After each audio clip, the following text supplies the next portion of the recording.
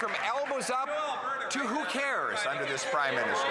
Remember, he said he would negotiate a win and he would get a deal by July 21st. Well, still no win, still no deal. He's made concession after concession. He backed down on counter tariffs, on the digital services tax, on the legal action against softwood lumber, and he got nothing in return.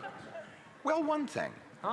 Brookfield, his company, got $80 billion in contracts hand-signed by the president just 20 days after the two met. The Prime Minister talked a big game during the election, but has since failed to deliver on the U.S. trade deal. He's backed down on every Trump demand, from the digital services tax to counter tariffs to softwood lumber. He has delivered exactly zero results for Canadians on the U.S. trade war. But to be fair, he is seeing some results with his Brookfield shares, with the Americans coincidentally signing an $80 billion nuclear deal with his company a mere 2 weeks after his last U.S. visit. So why is it that under this Prime Minister, his financial investments are doing so well, but Canadian workers are being left behind? The Honourable Secretary of State for Financial Institutions. Mr. Speaker, while the Conservative leader is busy writing letters and debating himself, we're taking action to support Canadian steel and lumber industries and workers. We've got great news. This afternoon, we will introduce and announce new measures to further limit foreign steel imports to ensure that Canadian steel products and producers have better access to the domestic market, become our own best customer by building big with Canadian steel and Canadian lumber, increase protections for Canadian steel and lumber workers and businesses so they can adapt and thrive in this new global landscape. I urge the Conservative leader to tune in, get behind these Mr. Speaker, when it comes to trade with the Americans, the Prime Minister went from elbows up to who cares? He backed down on counter tariffs and on legal challenges to softwood lumber and got nothing in return when he went to Washington in October. Well, nothing for Canadians. Days later, the Americans signed an $80 billion nuclear deal with the Prime Minister's company, Brookfield. When is this Prime Minister going to get a deal for Canadians and not just a deal for himself and his company? The Honourable Parliamentary Secretary to the Minister of Finance. Conservative cares is like an oxymoron or some pathetic joke, because we know those two terms are like oil and water. They just do not mix. Who cares is our government cares. We're the ones standing up for our industries. We're making more announcements today. The Prime Minister is stepping up with increased protections for our domestic market, with new support for our industries and workers in steel and softwood lumber, and additional commitments to buy Canadian so that we ensure that our workers and industries will thrive for generations to come. Mr. Speaker, when the Prime Minister was asked this weekend whether he had spoken to Trump about trade, he said, "Who cares?" Apparently, there is not a burning issue. Well, Mr. Speaker, Conservatives care, and so do the thousands of Oshawa auto workers at the GM assembly plant who are losing their jobs because of the trade war. How can the Prime Minister look Oshawa auto workers in the eye and tell them he doesn't care and that their jobs don't matter? The Honourable Secretary of State for Financial Institutions. Mr. Speaker, great news for the Conservatives. We care.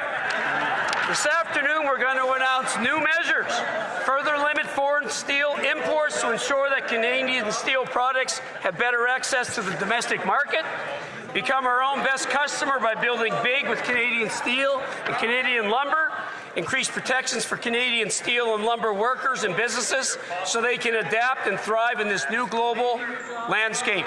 Mr. Speaker, that leader only cares about himself, squashing a caucus revolt, and thank you.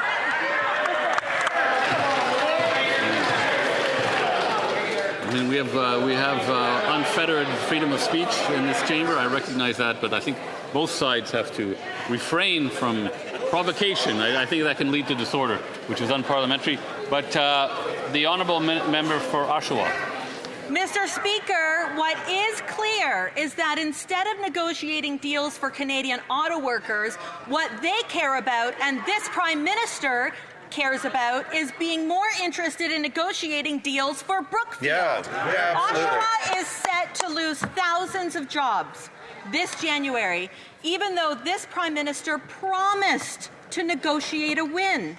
This is a burning issue for Oshawa auto workers. So why isn't it a burning issue for this Prime Minister? Good question. The Honourable Parliamentary Secretary to the Minister of Finance. Mr. Speaker, I'm happy to report that I just recently met with the Unifor Union 222, that's the local chapter at the GM Oshawa plant, and they're happy with what our government is doing to support them. They've said that no deal is better than a bad deal. They've acknowledged our remissions framework and how we've adjusted it, and they are looking to us for leadership and more support. That's exactly what the Prime Minister is announcing later today for tariff-impacted industries. Our government stands steadfast and strong in support of our workers all across Canada. We won't stand down, and we won't take any lessons from the Honourable Member for Niagara Falls, Niagara-on-the-Lake. Speaker, after 8 months, this Prime Minister has gone from elbows up to who cares when it comes to trade issues with the United States. These comments spark concern in my community, particularly with the thousands of current and former GM workers in St. Catharines who worry about the future of their auto plant. GM has been in St. Catharines since 1929. I can tell you Conservatives care, Canadians care, the workers at these plants who depend on these jobs care. What's it going to take? Does Brookfield have to buy General Motors for this Liberal Prime Minister to finally care? The Honourable Secretary of State for Labour. Mr. Speaker, we were elected on a plan to build big, Mr. Speaker, and I've met with auto workers from across the country, Mr. Speaker, and they know that we have their backs, Mr. Speaker. In a few minutes, the Prime Minister will be announcing more supports for the auto sector, more supports for the steel industry, because we have their backs. But you know what? More than that, Mr. Speaker, we're building big. We're going to build projects in national interest, homes that skilled workers will use to build across this country, Mr. Speaker. Will the Conservatives get on board? Mr. Speaker, we know the Prime Minister is very familiar with Brookfield, but does he know about PACCAR? It's a business which has been making trucks for decades.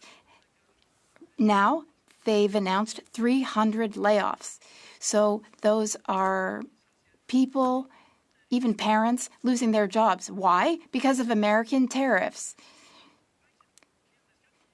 Now, I know that it's not Brookfield at stake, but can the Prime Minister go talk to the workers at PACCAR and tell them who cares? The Honourable Parliamentary Secretary to the Minister of Industry. Mr. Speaker, I'm surprised by the colleague's question. Yes, we are currently in a trade war, which, yes, was triggered by... Is everyone surprised? But, Mr. Speaker, it's very important to remain level-headed. We can't just sign whatever deal with the United States. As for PACCAR, Mr. Speaker, we're in communication with the business. We have solutions, and we'll work on solutions with the Government of Quebec.